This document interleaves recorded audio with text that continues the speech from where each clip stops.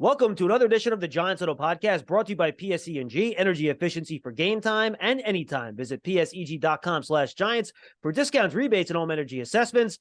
In this week's Giants Huddle, two guys trying to manage kids on spring break. I am John Schmeelk, and we're joined by Bruce Feldman, who covers college football for The Athletic and for Fox Sports. Bruce, it's good to talk to you, man. How are you? I'm doing well, John. Good to be on with you. I always love this time of year with the draft and everything else as the run-up. It really kicks into high gear. Yeah, absolutely. And Bruce, two of the favorite pieces in any sport that I enjoy every year is your Freaks List, which comes out in August. We had you back on draft season in August to talk about that. And now you have your mock draft that comes out in end of March, beginning of April. And it's really different than other mock drafts that are out there. So I'll kind of leave the floor to you. It's on The Athletic. People should go check it out. Explain your methodology, what you do, and how you go about your only mock draft of the year. Yeah, so for me, John, coming at it from the college perspective, I've always, I love the NFL. I've always been fascinated by the draft. I've been going to the combine for probably 15 years. And so I have, there's a lot of guys I know who are in the NFL now who had been in college and just, developed those contacts either through working on the Freaks List or different things. But as it got closer, a lot of times in the last few years, I would hear people go, yeah, they didn't really know a lot of the backstory or, because I feel like on the NFL side, it's more like they're busy with the NFL, which is a much longer season, and they kind of discover players, really this time of year, whereas I've been immersed in a lot of their careers for years. And so I felt like whenever a team starts to find out, because I've had a lot of friends who are really just NFL fans, not as much college, and they would ask about players. And I thought I had this really good access to getting a lot of intel. And so what I'm really trying to do with this draft is whatever, I feel like it does well and people want to read it now, but I also feel like it's going to hold up when draft day comes. Who is this guy we got and what do we really need to know about him? And so what I thought was the best barometer or maybe the best indicator for them or something that would fascinate people would be to talk to the coaches who've actually played them. So they've scouted them for weeks, they've game planned to try to deal with them, and then they've actually played them in the game. So they know what they were trying to do to this player, or how they were trying to avoid him, or how they were trying to, do whatever they could. A lot of times with the draft process, you get somebody, maybe a scout, evaluating what they see on film, and that's all good. But I think the idea of you have the unique perspective of these guys, and it's a lot of coaches I'm talking to. It's not like I'm talking to like one guy who played a tight end or an edge guy or whatever. I'm talking to, in a lot of cases, 6 or 7 guys who played these players to get their thoughts. I mean, certain guys may love a player, and then maybe when they played them, maybe they don't love them as much as some of the people who are doing mock drafts do. But I just really wanted to give as much of that perspective to people out there. And, it's been a fun project to work on, because a lot of times we in the college football media, we hear about a certain guy, or maybe we don't hear much about him. And then the more you dig in, you're like, wow, we maybe missed the boat on this guy. Yeah. And what I love about it, Bruce, is that you have 2, 3, sometimes 4 different takes under each pick. And it speaks to how subjective scouting is when you have people that are at the top of their industry, see players, maybe not in completely different ways, but certainly differently.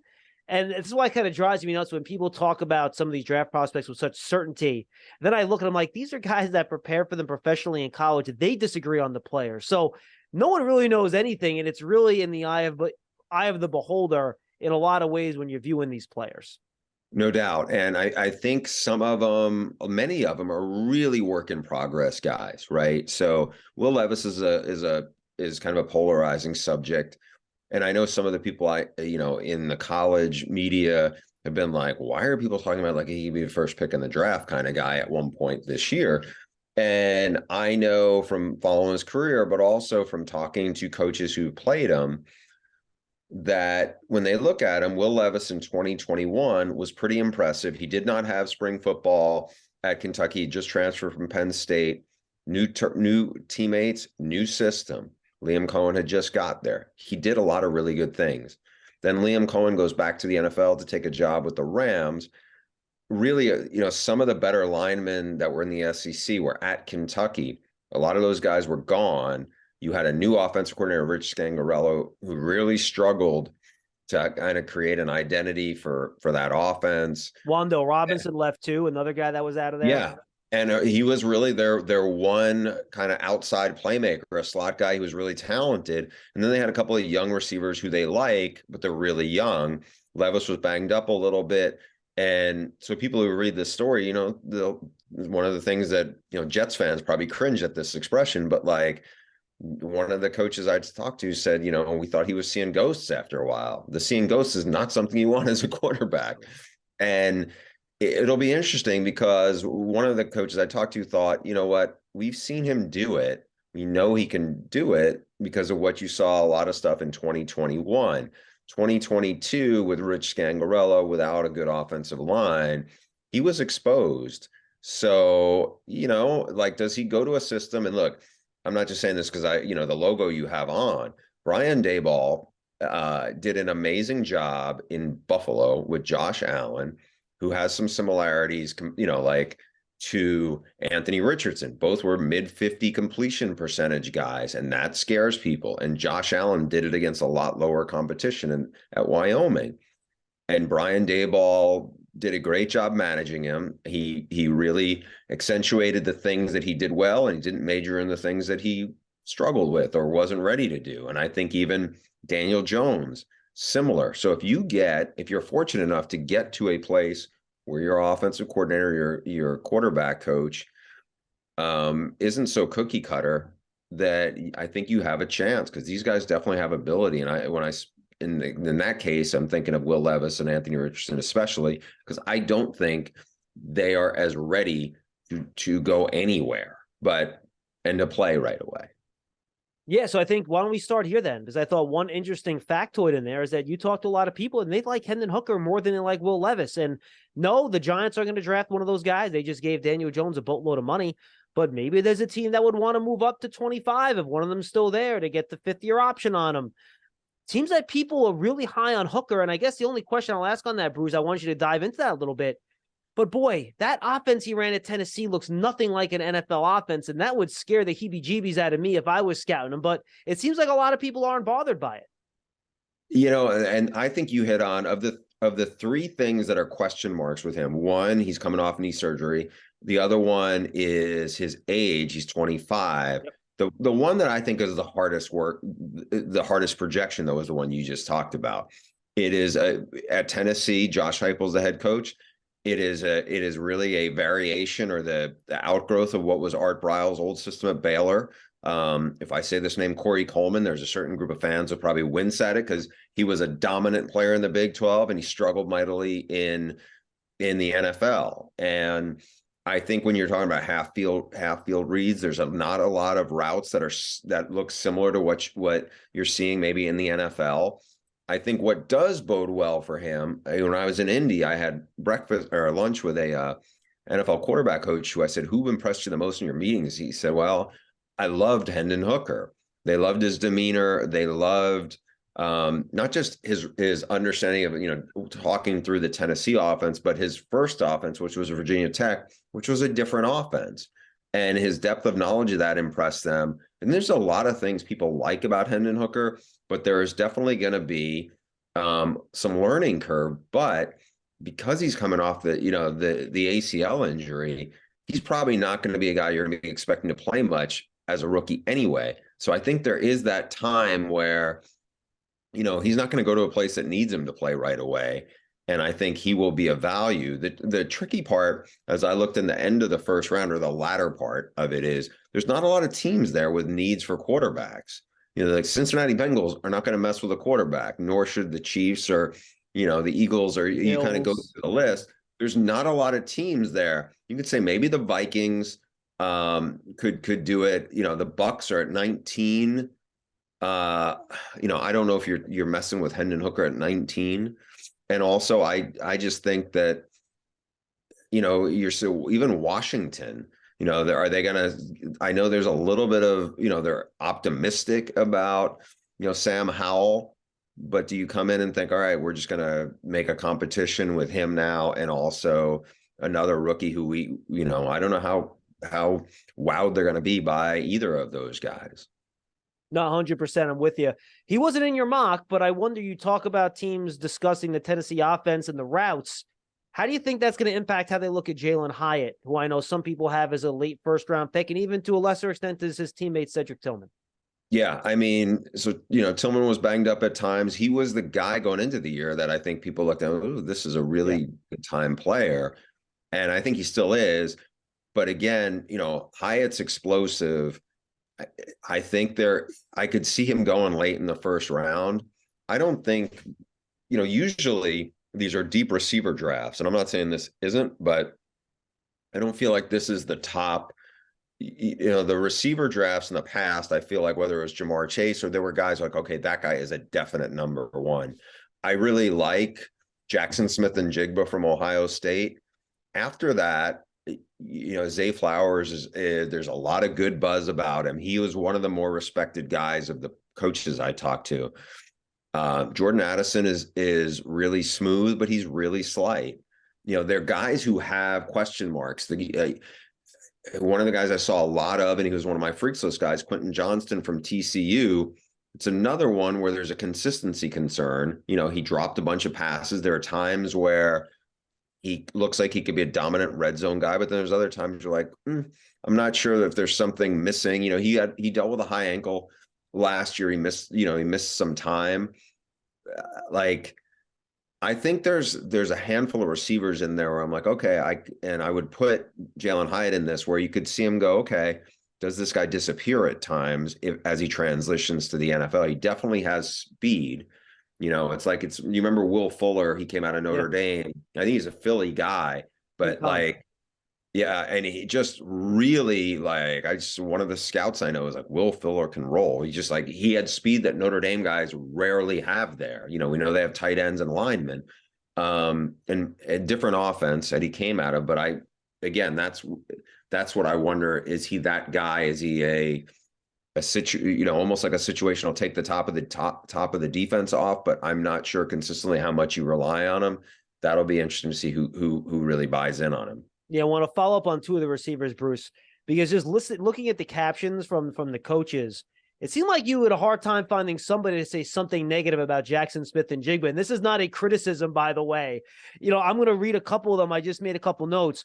Better than Garrett Wilson, better than Chris Olave, maybe better than Marvin Harrison Jr., who I think some people think might be a top 5 pick next year. Yes. So it seems like college coaches, even though he was the Ohio State quote unquote slot guy 2 years ago, they think that he was their best option on that offense, huh? Yeah. I mean, he is a guy, people inside the program told me something similar, just in terms of change of direction, is elite. He's a bigger guy than those other guys. Yep. Somebody else had told me they thought he was the alpha of that group, and those other two guys had 1,000-yard rookie seasons. And they do have good ball skills. I think they have more straight ahead speed. Certainly Olave kind of can run like the wind. But in terms of, Brian Hartline, who's coached all of those guys, he was like, he's pretty much unguardable. Great coach, by the way. He's an unbelievable one. And he played in the NFL for the Dolphins and, around the league. He knows what it looks like. And he was beyond effusive when he talked about him as well. So I think if you ask me, who are the 5 guys who I think will, when I say a sure pick, as close to a sure thing, I would say guys who, I don't want to say, are going to be a Pro Bowler, because I don't know. You've had a lot of guys who become Pro Bowlers, and maybe that doesn't mean as much. But if you ask me who are guys I could see being all pro someday, if there's 5 of them, I would put Jackson Smith and Jigba in that group. Yeah, the other receiver I want to follow up on is Zay Flowers, because on one of the things that they mentioned, tough kid, hard to double team. This is the one that really piqued my interest. Can play outside, because the Giants have a bunch of slot guys, Bruce. And I think personally, I don't know what they think in the building necessarily, but I think they need someone that can win outside consistently, despite his height at 5'9" and his lack of length and catch radius. Is he a guy from the people you talk to that they think can win outside consistently in the NFL? Because there have been guys at that size that have been able to do that in the pros. Yeah, I mean, you're looking at it going, the way I talk, and I don't want to, this is probably not the right comp, but it's like a guy everybody was like kind of in awe of at times, was Steve Smith. Yep. Where it's just super tough. I don't think he's quite as physical, Yeah, Yeah, I mean, got it. he's like street fight physical, right?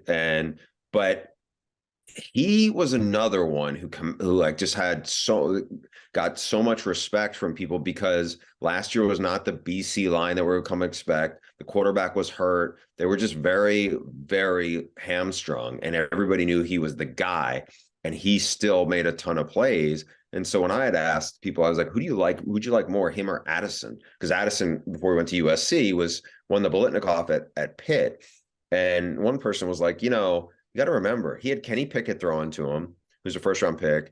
And he said, I thought Mark Whipple did a really good job when he was the OC there at Pitt.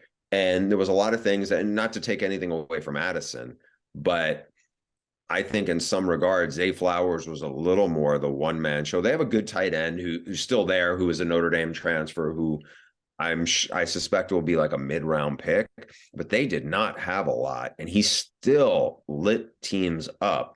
And I have a ton of respect for him. Again, I don't know if he can consistently win outside as in the NFL. I think he could do a lot of damage as a slot, and they can move him around. I have my doubts about what you asked. I know that the people in the ACC raved about him, but that's a little bit of a different ask to No, consistently 100%. No, I'm with you, Bruce. I'm with you. It's tough. It's tough. Tight ends. Another guy that it seemed like you had hard time finding somebody to say negative about was Michael Mayer from Notre Dame. And I feel like the NFL crowd and the draft crowd is kind of lower on him than I think the coaching profession is. I'm going to read some of the comments again. Elite ball skills, hard to double. We had to double him, but still couldn't stop him. Maybe not great at anything, but very good at everything. And I think, Jason Witten's the comp for me because, two-way player, can catch, can block, can do all that stuff, is maybe a little sneaky athletic. Did you find anyone to say something about Michael Mayer that would make you not think he's going to be a great pro? No, I think the only thing that he has working against him is there's a couple of freaky tight ends in this class, right? I mean, you could, Luke Musgrave can run 4.5 flat and vertical jump 40 inches. The tight end, Zach Kurtz from Old Dominion, who started out at Penn State, he's almost 6'8", and he can vertical 40 and run, he can run like the wind. Will Mallory from Miami, he's a good player. I'm not saying he's a first round pick, but he ran like 4.52, and I think he's another one who runs straight line faster. Darnell Washington is the freak of all the freaks from Georgia at 6'7", and I think he's like a combination of Mercedes Lewis blocking with, I don't even know, Jimmy Graham's athletic. I don't even know where the other half of that is, but he's pretty special. But the people I talked to thought, never mind the 40 time, and 4.70 is fine. It's good. It's not bad. But they feel like he is much more fluid and smooth, and he's a matchup nightmare. And I think there are certainly tight ends, and we see this, not just like, Kelsey's obviously a different kind of athlete, but you see George Kittle, you see certain guys where they are real difference makers.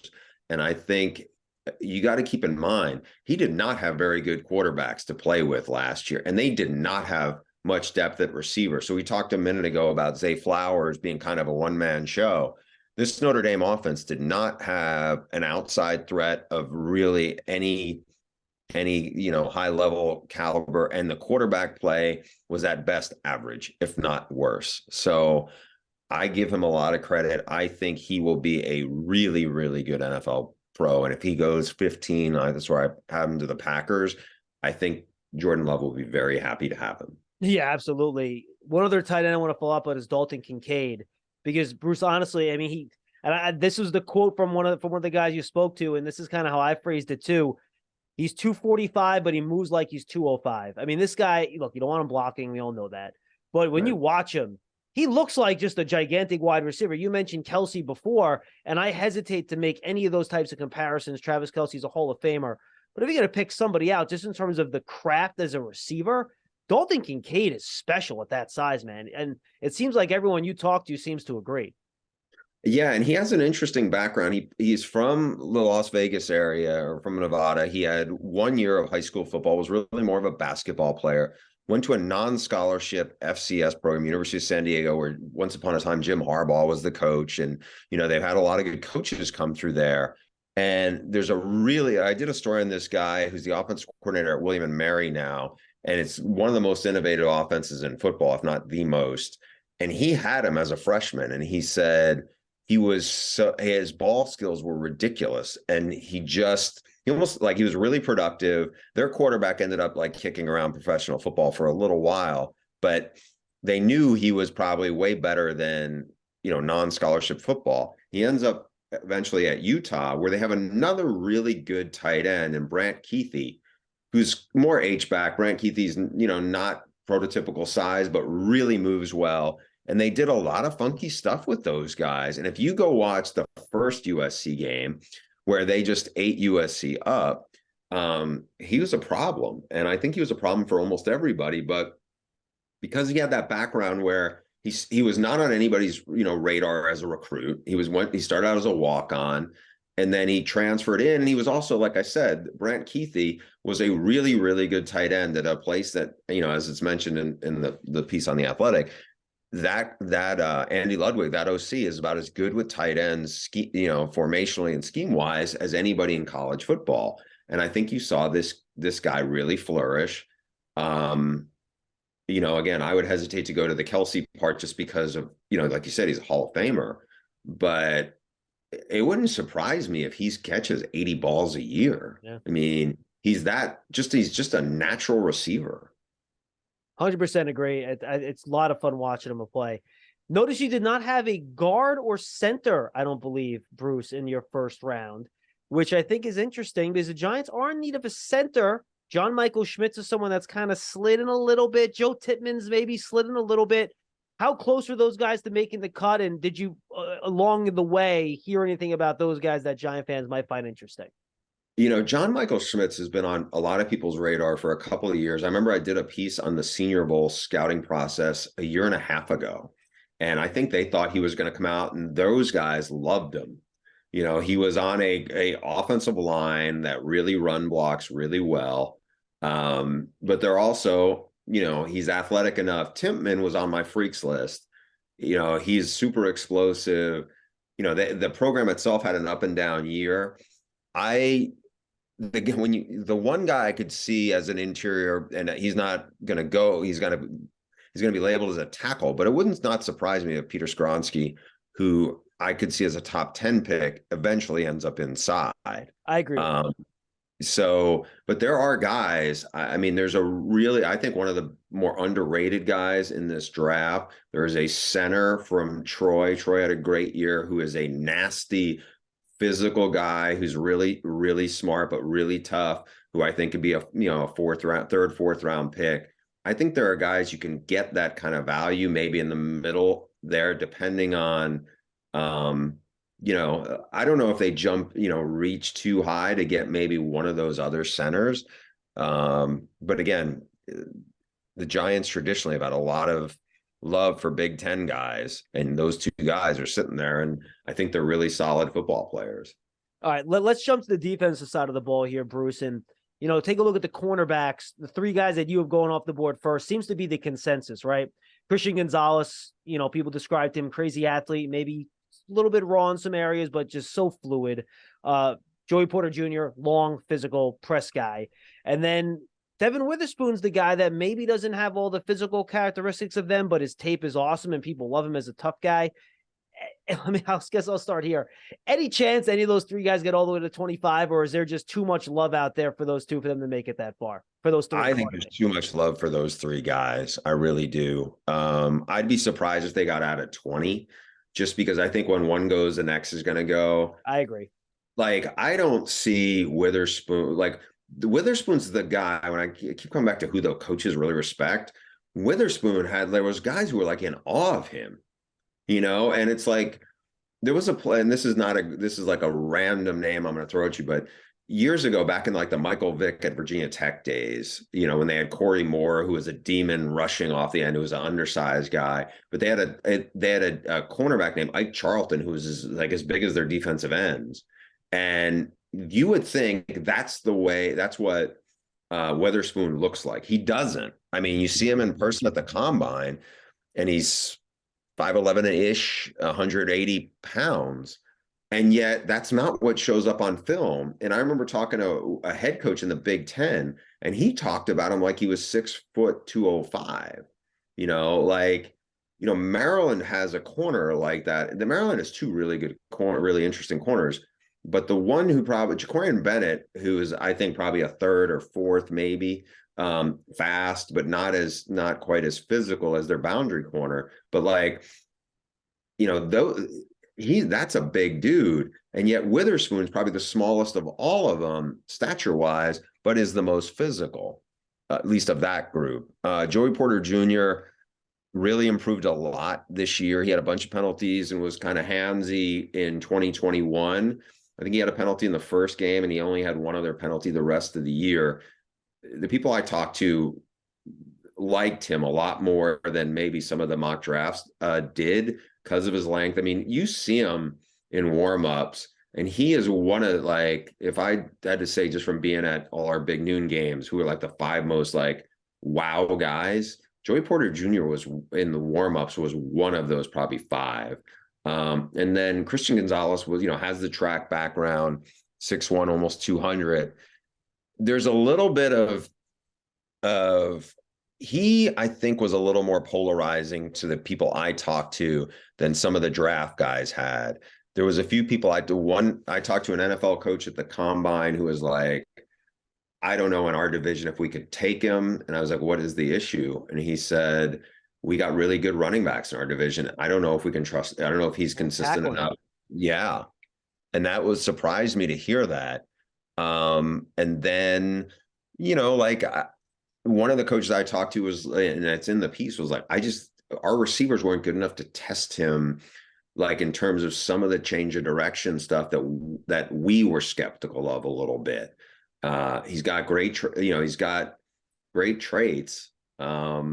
And I think he did improve as well. There's another cornerback in there that I had him going. He's in my mock draft, but not as a first round guy. And I included like 4 or 5 teams that don't have first round picks. And it's one of the guys who I think the coaches I talked to were way higher on than the draft chatter is out there. And that's Julius Brents from K-State. He's 6'3", he's 200, he's super long. He was really physical this year. He's matured a lot from talking to people at K-State. People I talked to in the Big 12 thought he was dramatically improved technique-wise this past year compared to 2021. When you look at what he did, now he didn't run a great 40 time. It's okay, but his shuttle times, which for a guy that stature would be the thing you'd really look at, were only Phenomenal. Jackson Jigba, ran better. I would not be shocked if he ended up in the first round, just based on the people I talked to. I know when I would talk to some of the guys I know who do a lot of mock draft stuff, they're like, yeah, third round or so. And I was like, okay. I mean, that's definitely, and I'm not saying my guys are right and these guys are wrong, but that definitely didn't line up with what I heard from the coaches who saw him.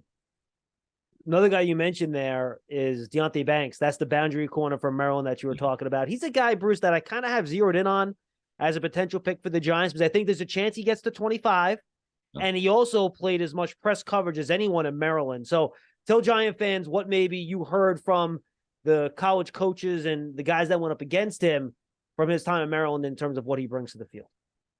He's got a lot of physical tools. He should have been on my freaks list. I had 2 other Maryland guys. He's one of them I should have added on. If you watch what he did against Ohio State, he's the boundary guy, which meant he was going to go up a bunch against Marvin Harrison Jr., like you said, and I don't disagree with it. He could be a top 5 pick next year. He's much bigger than the receivers Ohio State has had. He's got Michael Thomas's size with much more explosiveness and straight line speed. And he held his own against, the most dominant receiver in college football this year. And that was Marvin Harrison Jr. So I think, if he falls to where the Giants are, and I don't think it's fall, I think he's in that range. Yeah. Because I think there is, I wouldn't be surprised if he turned out better than a couple of those guys, right? who are in the first three group. I just wonder, are we going to see a run? To me, this is a really good group of corners because it is a deep group. There are guys that, when I would talk to some of these coaches, one of the last points is I was like, who else do you think is really good? And occasionally I get a name that nobody was talking about. Like there's a cornerback at Syracuse that a guy I know who's a good DB guy was like, I thought that guy was really good. And I'm looking around and he was coming off an injury, but I was like, man, Yeah, I don't think Garrett anybody Williams, I think, right? Garrett Williams is the name. Yeah. got it. Yeah. I don't think anybody has him going like before, in the top 100. And this guy, again, this is a college guy who has an NFL DB background, who was more impressed with him than he was with a lot of guys in the ACC. He was like, what are people saying about him? And I'm like, haven't heard a ton about him at all, so, and some of it was coming off injury, but that's why I think it's funny, not to produce a show, but like the guy, if we had this conversation with college football media in September, the cornerback that they would expect to be the first guy anybody mentioned is Keely Ringo from Georgia, who is a 5-star guy who is big with track times, but people are like, you could double move the heck out of him. Like there's a stiffness concern. And Keely Ringo also was like one of the stars of the national title game when they beat Bryce Young in Alabama in 2021 season. So, and I'm not saying Keely Ringo, like if you get him in the second round, he couldn't turn out to be, depending on how they play him, couldn't turn out to be a really, really good player. But that would be the corner. Like nobody was talking about Devin Witherspoon, up till maybe like Halloween. It's just that's why, like I said, it's fascinating to go talk to the coaches and get them to really, because they're seeing guys in crossover tape, they're playing them, and it's different level intel than what we think we hear in the league around here. One more quickie on the corners. How much love did you get for Emmanuel Forbes and Cam Smith talking to people around? Because those are two guys that are kind of hovering at that end of the first round area when you talk to the draft guys. Not over the top. I think felt like good players. Maybe, obviously Emmanuel Forbes isn't, we talked a minute ago about Witherspoon, his size. And I think that was a little bit of a concern. I mean, the other guys who fit in that category differently, you have a super fast corner from Michigan. You wonder about the physicality. Like I mentioned, Jacorian Bennett. I feel like there's a lot of guys who fit in that second, third round range where I think you will see really, guys who end up starting. To me, this may be the deepest position in the draft. I'm with you. All right. Let's go up front on defense real quick, Bruce. We appreciate the time. This has been unbelievable information. This is great for our fans. And excuse me, a lot of people think this is a deep edge class. I agree. When you get to that, 20 to 30 area where the Giants are picking, Nolan Smith is a guy that, and a lot of people talk about him as a pass rusher, but I was wowed when you spoke to the coaches about how they talked about his versatility. He's more than just a pass rusher. He can cover if you need him to. He can set the edge. Is this a guy that you think maybe is being shoehorned a little bit because of the way he was used at Georgia, and maybe he is a little bit more in his bag than people are giving him credit for? I do think this is one the recruiting guys got right. He was a 5-star out of high school. He was, super athlete. I do think, one of the coaches I talked to for that story is an SEC East coach. And he talked about how violent and how physical. He said it's like much more so than you would expect at that size. I wondered, granted, he ran like a deer at the combine. Is he almost too small to go in the top 15? Right. And, again, I think one of the comps to Son Reddick, who's really taken off in Philly. Is he that guy? Son Reddick was another freaks list guy for me, and, didn't play at the same level in college where he was a marked guy. He developed. It wasn't like one guy was the 5-star, the other guy was kind of a under the radar guy. But whereas at Georgia, you had so many dudes there, I think it can give you false reads on a lot of guys because maybe they're not having to play 50 snaps a game. They can't be the focal point of the opposing scout. I mean, Jalen Carter was, but I just felt like, the physicality was the part that he really checked the box in addition to his running ability. to me, like Will Anderson, I think is one of those guys, like I said, Jackson Smith and Jigba, where he's as close to a can't miss. The other, like, I feel like once you get to maybe the second round or the late first, I think there is a run of pretty good edge guys. I don't feel like the guys, that's that group from like after Will Anderson to 20, where I feel like there's normally like four guys. Yeah. I think there may be some guys that people reach for in that level. Yeah, and I think one of those guys might be Myles Murphy, right? You had him going to 24 in the mock, and I've been kind of whispering around, talking to people too, and I watched him, and when I watched him back in November, Bruce, everyone had him as a top 10 lock, right? And I watch it, I'm like, really? And I'm not quite sure what he is. Like, he seems like he wants to be a speed rusher on the edge, but I don't know if he has that in him. He kind of plays like a power guy, but he's not overwhelmingly powerful.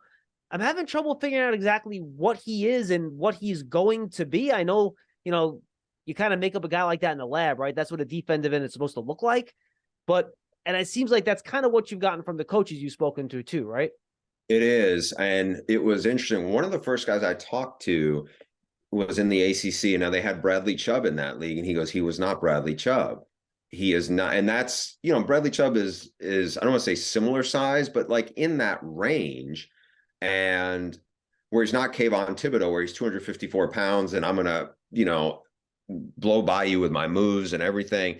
He is a bigger defensive end, but these coaches are like, we were not having to like game plan around Myles Murphy, depending on who you talk to. So like I had one coach say, it wasn't Myles Murphy, it wasn't Brian Brise, it was, Tyrone Davis, like number 13, who was the guy who gave them the most problem. And when I would ask, there's a batch of D linemen, but really a batch of pass rushers in the ACC, I was curious to ask about. And the guy that more than one said they thought was the one they feared the most was Yaya Diaby from Clemson, who really exploded this year, who's similar size. Now, he lost some weight for the combine and ran 4.51 and has great get off. And I think when I said to you a minute ago, John, about how I think there are going to be a batch of guys late first round, second round, who I think could really excel, Diaby's that guy, one of those guys. Myles Murphy, because I've seen some people have him at like what you said, like some people had him 8, some people had him like somewhere 8 to 15. And I was like, that's not what I'm hearing. Now, it wouldn't surprise me if he went there, but from what I've heard, I would be a little more pump the brakes on him. Two other guys you had, I think it was either end the first round or might have been those teams that don't have a first round pick, Bruce. Very different players. Keon White, who's 280. Is he a 3-4 D end? Is he an edge? We'll see. And then Will McDonald, who was kind of your classic freaky, get off the edge, bend, spin move, fast guy. What are you hearing about those two guys in terms of how maybe NFL teams might be looking at them? John, I hate to do this to you, but you said Keon White and then you froze for about 10 seconds. No, so Will McDonald, who's really kind of that really fast, very different type of players, right? But I think can be used in different ways in the pros. Yeah, I think in the case of Keon White, you have a guy who came into Old Dominion as a tight end.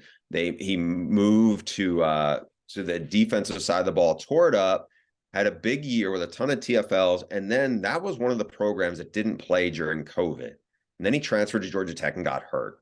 And this year, he had some moments where I think the things that I heard a lot of is there's a little bit of like, okay, he is really still finding his way. There's some elite traits. He plays really hard. He's really strong. I got the impression if like he ended up as a 295-pound guy, they wouldn't be surprised, and he could carry it. He definitely fits in that category of like, okay, what is he going to become? Because he plays hard and there's a lot to like, but he's still really raw.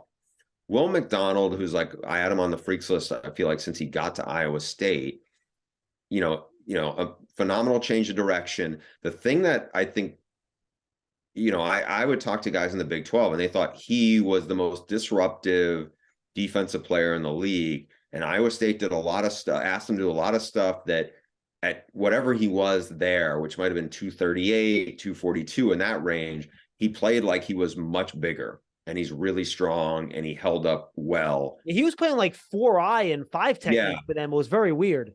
Yeah, and that was one of the funkier schemes in the Big 12, and they were good at it, and he made them go. So I think he will, like, I'm not saying this is, I don't, if he ends up like with a place with like the Eagles or somewhere like that, where Yeah. he would be a nightmare, because I think he's going to be a guy who's just going to find ways to make plays. And, again, I get it. People would like him to be 10 pounds heavier right now, or at least, but he may get there. And even if he's not, it's not like Hassan Reddick is 275. I think he could be one of those guys, like we talked about Nolan Smith. I think he's bigger. He's not going to run quite as fast straight line, but his change of direction is every bit as good. And he's played a lot more. And he's been the focal point guy. He was the guy everybody was worried about. So I think he'll be a great value late in the first. While we're, at it, there's a really good, I did not have him in my mock, but K-State has a rusher who is, I feel like, a kind of similar in terms of a raw guy who kept on getting better and better. And so there are guys like that, I think, that will be, I mentioned Diaby at Louisville, who I think will be in that 25 to probably 40 range. And I think they're going to be guys you're going to want on your team. Do you have BJ Ojulari in that range too? I would have him a little later. I was around that LSU team when he was there, when he got there. They really like him. He's really smart. I don't think good athlete, I think he's a slight tick below those other guys.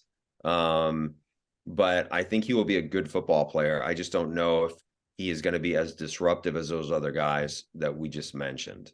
Do you have time for 3 quickies, Bruce, before we say goodbye? Awesome. Mazi Smith, he was atop your freaks list back in August. He made it into your first round in this draft. And it's funny, I watch him and I see the strength immediately. Like, he will literally 2-gap, he'll hold an offensive lineman in place and then just move him aside and make a tackle. But I don't necessarily see that explosiveness up the field. And I wonder if that's the Michigan system. Does he have it in him? What did you hear from coaches when you asked about Mazi Smith? I think that is the question, that part where he can be a really good anchor and hold the point, and you can't root him out of there. With the comparison I got from somebody who's, has spent a bunch of time around, I was like, he's like Daron Payne from Washington. Wondered if he was as long. Well, he is. Again, and the one guy went 11. I don't know in terms of like what Michigan needed him to do versus can you get more out of him?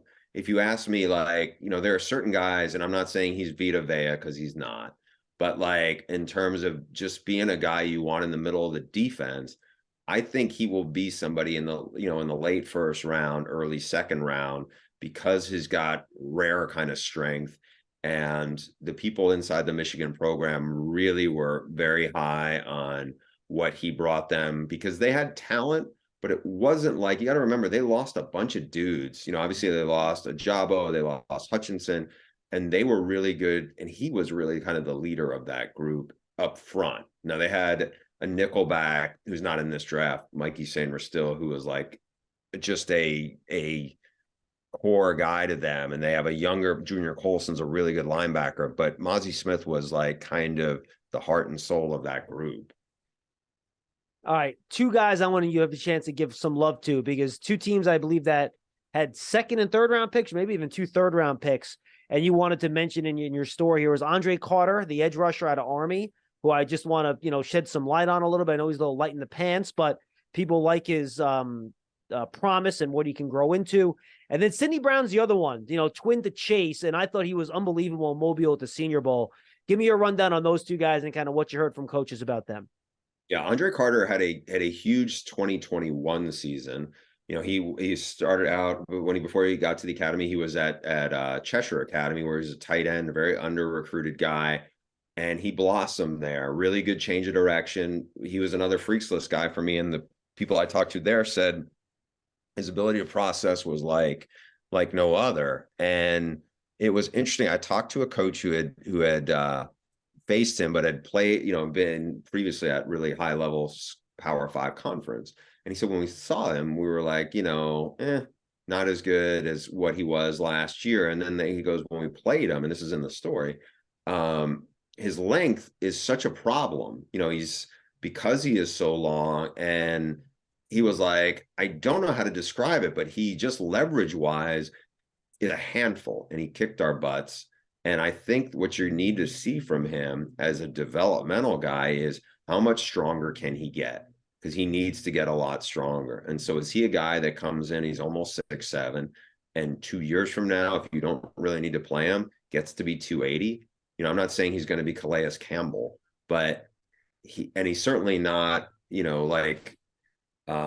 see guys who have great length and they just are problems in college, but they're probably a little twitchier than he is.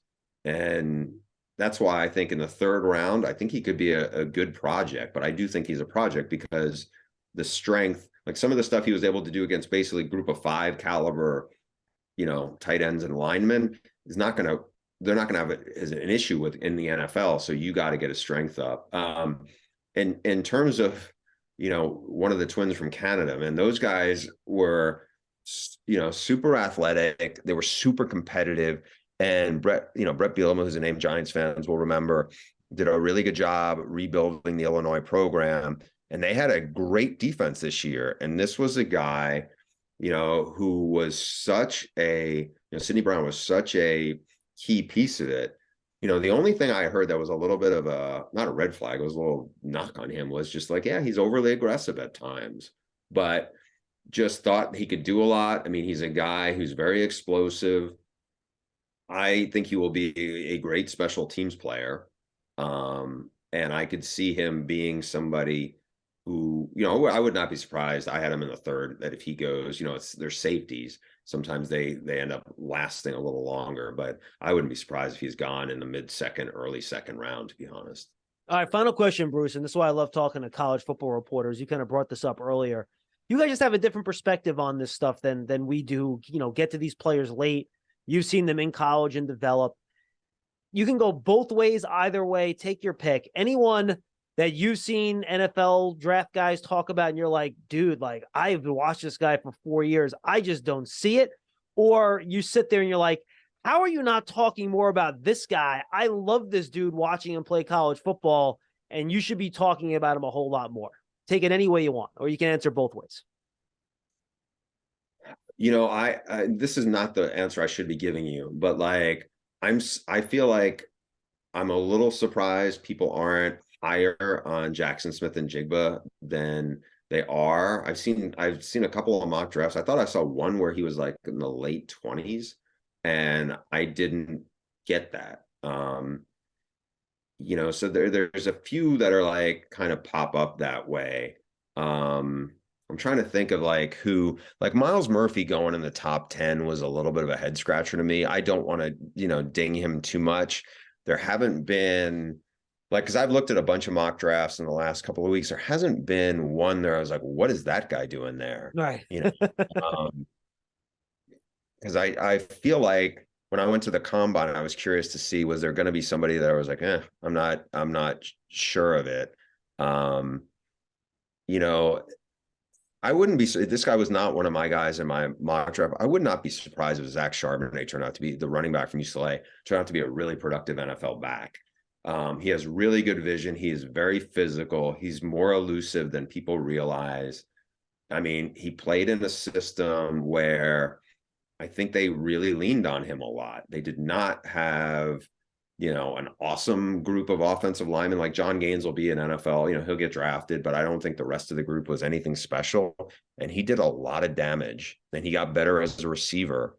Like, I could see him being a really good NFL running back. Not to go to take your question and run with it. Go, run. Running back group is going to be really interesting to me, because there's probably 5 guys in there where I'm like, it wouldn't surprise me if this guy ended up being a 1,200-yard running back. Yeah. Sean Tucker from Syracuse is really fast, and he was a really good player. I could see Mo Ibrahim, who was super productive for Indiana and was another guy everybody respected. I'm like, yeah, he could be really good. Kendre Miller from TCU just exploded last year. He has great balance and he's really, really good. Like, I mentioned Charbonnet, like there are dudes in this, like even, and I had Bijan Robinson going higher than most people thought. I have him going top 10. I know running backs typically, I know Saquon did, but typically do not go very high. I think Bijan is that good, but the guy who was kind of behind him, who did a lot of everything for them, Roshan Johnson, I think is a really, really good football player. Like that group of running backs, I could see a couple of them really blossoming in the NFL as, the other back or just being really important pieces to good teams. And just to follow up on a final question, Bruce, is there somebody in this draft, based on your reporting in college football, being around these teams, being around, maybe it's a personal story about them off the field, whatever, that you really have belief that maybe he's only going to be a 3rd round pick, 4th round pick, 5th round pick, whatever. You believe this guy's going to be a really good NFL player because of the type of guy that he is? Oof, I'd have to think about that for a second. I'm trying to think back to guys I've, kind of seen a lot of that I could see being, Will McDonald is somebody who like one thing, Iowa State has had a bunch of guys who have like turned out, you saw David Montgomery, obviously saw Breece Hall, but you've seen some guys like where they end up probably playing a lot better than what people thought they were coming in. And the development is really good. And I just think because he did so much for them, like if somebody told me he went 19th, even though at that size or in the top 20, I'd be like, yeah, I think that's like, I could see it because I think he's that good of a football player. Bruce, tell the people where they can find all your stuff and all the great work that you do. Yeah, just go to The Athletic and or you can find it on my Twitter feed, assuming it's still there. Bruce Feldman CFB. And yeah, I mean, I love this time of year, John. I was like, when you called, it was like, I'm always happy to talk draft and all that stuff because I spend so much time on the phone with coaches talking about this process. It's like it's really one of my favorite things to work on. Unbelievable information, Bruce. Invaluable to our viewers and Giant fans. We appreciate the time so much. Enjoy the next 3 weeks, man, because it's coming fast. I will. Same to you, John. Thanks for having me. And then we got spring football and then camp, and we'll be rocking and rolling. Bruce Feldman from The Athletic and Fox Sports. I'm John Schmeelk. Thanks for joining us on the Giants Huddle podcast. We'll see you next time.